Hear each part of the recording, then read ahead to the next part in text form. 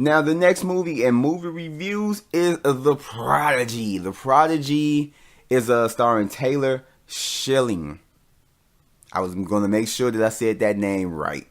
So, and it's about a couple who has a kid who has extraordinary abilities, or just has an extraordinary ability, which is his intellect, his intelligence.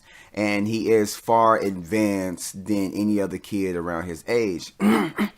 And so with them noticing that he is smart, they start to notice something more sinister is happening with their son and have to figure out what it is and how to stop it.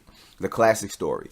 The concept of this is crazy good. It was something that I probably would have never came up, or not even came up with, but thought of as far as a movie. This movie seemed like it was the type to, take on the mask of a possession and stuff, and it's really kind of not that. It's something more. I'm not really going to give it away, but once you see the beginning of the movie, you kind of like put the pieces together, in which I did. So, but I'll just leave that to you guys when you see the movie, or if you see the movie. The concept of it is really good. I like the story and how everything progressed. The beginning of it kind of rushed things, but I could see why they did it. But I don't know, it just kind of stood out to me as far as that. The acting was really good up in there. Taylor Schilling did good as the main character, and even the boy, like the kid who plays what's his name?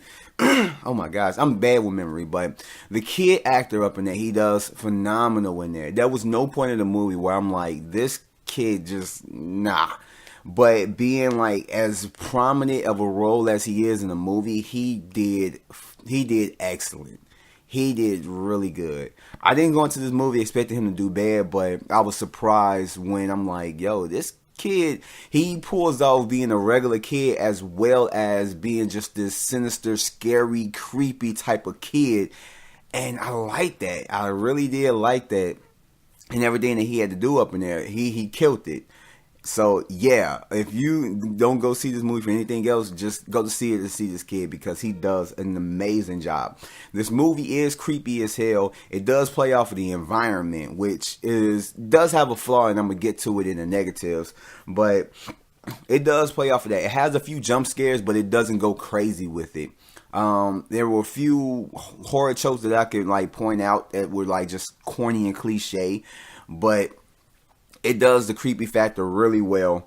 And this movie is predictable, but it's unpredictable. It sets up something to where it's like you would think that, everything is going to end predictably and all this stuff, but then it, I'm not saying ends, whatever, but, it sets up something that looks predictable, but then when you get the result of it, it's unpredictable. It's like, okay. I like the way they went with this, but like I said, at the same time, it's predictable and unpredictable. You'll see what I'm saying when you go see it. The only thing is that I really didn't like about this movie is that scary movies, it's one thing I don't like about scary movies, and it's very small, but scary movies have this thing about being in the dark. And there's a lot of scenes where characters are walking in dark rooms, and it's like, cut on the light. I get you trying to be scary, but why is it realistic for a person to walk through a dark house looking for something and you're not cutting on the lights? And it's just like, I get you trying to sell the environment, the scariness of it, but it's just, no, it's unrealistic. And that's what really took me out. It's like, I'm in the theater, like, cut on the light. And then it's a scene where I'm not going to get specific, but a character is supposed to be doing something. Realistically, supposed to be doing something in this one scene that kind of like, I don't know how to put it, but something that's happening in the scene where a character, if this was real life, would be doing something that just kind of like would help him in the situation, and he's not doing it. And I'm like, aren't you supposed to be doing that? Why aren't you? And it's just like, just threw it. I'm just like, okay, yeah. But and then this movie, once it comes to the realization of what everything is, it's kind of like, okay, we already knew this. You basically discovered this, but now you come to the realization that this is what this is, and it's like, duh. I mean, there was no big reveal or anything like that. It just came to a realization, and I'm just like, okay, you know, we already knew this, but whatever.